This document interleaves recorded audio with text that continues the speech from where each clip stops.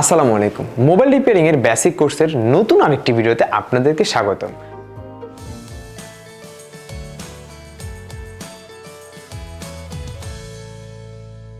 আমরা আলোচনা করছিলাম হচ্ছে সেন্সর সম্পর্কে। আমরা মোটামুটি অনেকগুলো সেন্সর নিয়ে কিন্তু প্রিভিয়াস ক্লাসগুলোতে আলোচনা করেছি। আজকে আমরা দুইটা সেন্সর নিয়ে আলোচনা করব। একটা হচ্ছে আমাদের এক্সক্লেমেটরি সেন্সর, আরেকটা হচ্ছে আমাদের এনএফসি সেন্সর। তো এই দুইটা সেন্সর দিয়ে কিন্তু আমরা আমাদের ক্লাস সেন্সরের ক্লাসটাকে হচ্ছে আমরা ক্লোজ করে দিব। এখন বর্তমানে যেহেতু প্রযুক্তি আপগ্রেড হচ্ছে, আরও অনেক সেন্সর কিন্তু হচ্ছে আপনার কি অ্যাডেড হচ্ছে বা হবে, ঠিক আছে? তো কথা না বলে আমরা হচ্ছে আমাদের ক্লাসটা শুরু করি। আমরা আজকে যেটা শিখবো দুইটা সেন্সর। প্রথমটা হচ্ছে কি আমাদের এক্সক্লেমেটরি সেন্সর। এক্সক্লেমেটরি সেন্সর আসলে কাজটা কি? এক্সক্লেমেটরি সেন্সরের কাজটা হচ্ছে এটা কি করে, স্টেপ কাউন্ট অথবা হচ্ছে স্পিড কাউন্ট করার জন্য হচ্ছে যে সেন্সর ব্যবহার করা হয় তাকেই আমরা বলি কি এক্সক্লেমেটরি সেন্সর। যেমন কম্পন, কাত হওয়া, ঝুলানো, মানে হচ্ছে যে ভূমিকম্পের সময় ঘূর্ণমান অবস্থায় ট্র্যাক করে এবং সেই অনুযায়ী হচ্ছে আপনাকে একটা আউটপুট প্রদর্শন করে। মানে আমরা নর্মালি হচ্ছে যে ওয়াচগুলো পরি, স্মার্ট ওয়াচ বা স্মার্ট ব্যান্ডগুলো পরি, এগুলো কি হয়, এগুলো হচ্ছে আপনার যখন আপনি কত স্টেপ হাঁটতেছেন, কতক্ষণ হচ্ছে আপনি দৌড়াচ্ছেন, এই যে ব্যাপারগুলো এগুলো কিন্তু মূলত এক্সক্লেমেটরি সেন্সরের মাধ্যমে। বা তাছাড়া ধরুন আপনি হচ্ছে বিমানে আছেন, এখন বিমানে যখন আসেন আপনি, বিমানটা আসলে কত স্পিডে হচ্ছে আপনার টেক আউট করতেছে, কত স্পিডে উঠতেছে, এইটার জন্য তো হচ্ছে আপনি সিট থেকে উঠে ককপিটে আপনি গিয়ে পাইলটের কাছে দেখবেন না যে এখন এটা কত স্পিড। আপনি কিন্তু চাইলে আপনার ফোনটাকে অন করে কিন্তু আপনি এই জিনিসটা কিন্তু আপনি দেখতে পারেন, ঠিক আছে? তো এই জিনিসগুলো করার জন্য হচ্ছে আপনার যে সেন্সরটা প্রয়োজন সেটার নাম হচ্ছে কি এক্সক্লেমেটরি সেন্সর, ঠিক আছে?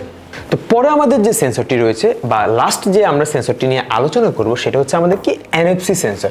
এনএফসি সেন্সরটা আসলে বর্তমানে কিন্তু এটা খুবই জনপ্রিয় হয়ে উঠতেছে। এখন আসলে সব ফোনে অ্যাভেলেবেল না বা সবাই আমরা এই ব্যবহারটা বুঝি না, বাট এটা কিন্তু হচ্ছে ডেইলি কিন্তু আপগ্রেড হচ্ছে এবং খুবই জনপ্রিয় হয়ে উঠতেছে। আমি যদি শুরুতেই বলি যেটা আমাদের বাংলাদেশের জন্য খুবই একটা সাকসেসফুল যে মেট্রো রেলে আমরা যে কার্ডটা ব্যবহার করি, এটা কিন্তু মূলত একটা এনএফসি কার্ড। মানে জাস্ট আপনি ধরছেন, ধরার সাথে সাথে কি হচ্ছে, আপনার ডোরটা ওপেন হচ্ছে বা হচ্ছে আপনার পেমেন্ট হয়ে যাচ্ছে, এই যে ব্যাপারগুলো। তারপরে লাস্ট কয়েক বছর থেকে কিন্তু আমাদের একটা স্মার্ট কার্ড বা এনএফসি কার্ড, যেটাতে আপনি ফোনের সাথে রাখবেন, জাস্ট রাখার সাথে সাথে কি হচ্ছে, ফুল যাবতীয় ইনফরমেশনগুলো হচ্ছে আপনার চলে আসতেছে। তো এইটা আপনি ফোনের কাছে রাখতেছেন, ওই কার্ডে যেমন একটা এনএফসি আছে সেমভাবে কিন্তু আপনার ফোনও ওই এনএফসি সাপোর্টেড হইতে হবে।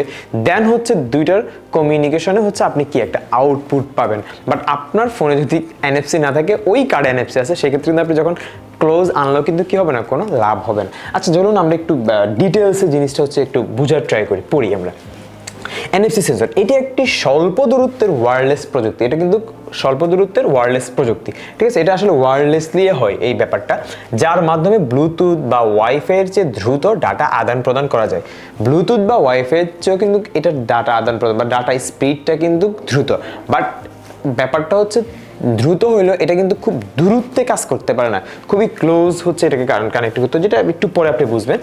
এটি কানেক্ট করতে কোনো ধরনের পাসওয়ার্ডের প্রয়োজন হয় না। মানে এনএফসি একটা ডিভাইসের সাথে আরেকটা ডিভাইস কানেক্ট করার জন্য কোনো ধরনের পাসওয়ার্ডের প্রয়োজন হয় না। শুধুমাত্র স্মার্টফোনটিকে অন্য এনএফসি ডিভাইসের প্রায় 4 সেন্টিমিটার বা 1.6 ইঞ্চির মধ্যে যদি আপনি রাখতে হবে, এটার মধ্যে যদি রাখেন সেক্ষেত্রে হচ্ছে এটা অটোমেটিক্যালি কানেক্টেড হয়ে যাবে, কারণ এনএফসি নির্দিষ্ট দূরত্বের বাইরে ডাটা আদান প্রদান করতে সক্ষম হয় না।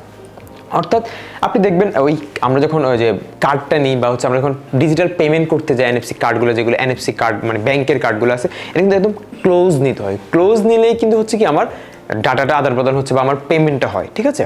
যদি এটা দূরত্ব, নির্দিষ্ট একটা দূরত্ব থাকে, নির্দিষ্টটা হচ্ছে কত, 4 সেন্টিমিটার বা হচ্ছে 1.6 ইঞ্চ। এই 4 সেন্টিমিটার অথবা 1.6 ইঞ্চের ভিতরে যখন রাখবেন তখনই এটা কাজ করবে, ঠিক আছে?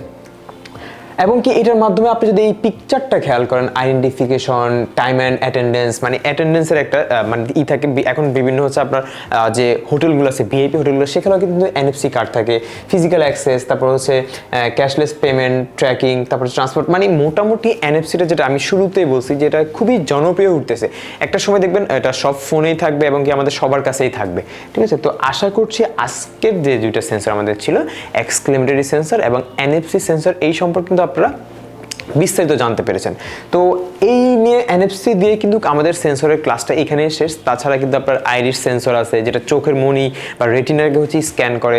এছাড়া হচ্ছে আরও ডেইলি লাইফে কিন্তু আমাদের নতুন নতুন সেন্সর কিন্তু অ্যাড হচ্ছে, যেমন কিন্তু আমাদের আরও নতুন নতুন অনেকগুলো সেন্সর, নতুন নতুন প্রযুক্তি কিন্তু অ্যাড হচ্ছে। তো ইনশাল্লাহ আপনারা হচ্ছে আমাদের সাথে সংযুক্ত থাকেন।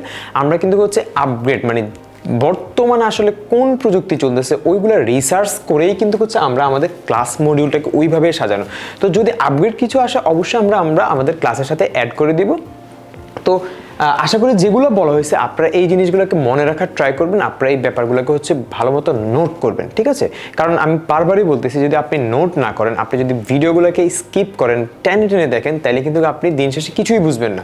কারণ প্রত্যেকটা কথাই কিন্তু হচ্ছে এখানে ইম্পর্টেন্ট, প্রত্যেকটা সেন্সরই কিন্তু এখানে ইম্পর্টেন্ট, এবং কি আপনার এই সেন্সরগুলো কিন্তু হচ্ছে আপনার হার্ডওয়্যার থেকে নষ্ট হইতে পারে। তো এগুলো নষ্ট হইলে আপনি আসলে রিপেয়ার কীভাবে করবেন সেটা অবশ্যই আমরা আমাদের প্র্যাকটিক্যাল ক্লাসগুলোতে কিন্তু আপনাদেরকে ডিটেলসে দেখাবো, ঠিক আছে? আমরা এখানে জাস্ট আপনাদেরকে কি দিচ্ছি, পরিচয় দিচ্ছি, বোঝানোর ট্রাই করতেছি যে আসলে প্রযুক্তিটা কি, আসলে মোবাইল রিপেয়ারিং করতে আসলে কি কি আপনার দরকার হবে, কি কি আপনার জানতে হবে, এই জিনিসগুলো সম্পর্কে শুধুমাত্র আইডিয়া দিচ্ছি। আমাদের কিন্তু মেইন ক্লাস বা প্র্যাকটিক্যাল ক্লাস কিন্তু এখনো পুরোপুরি বাকি।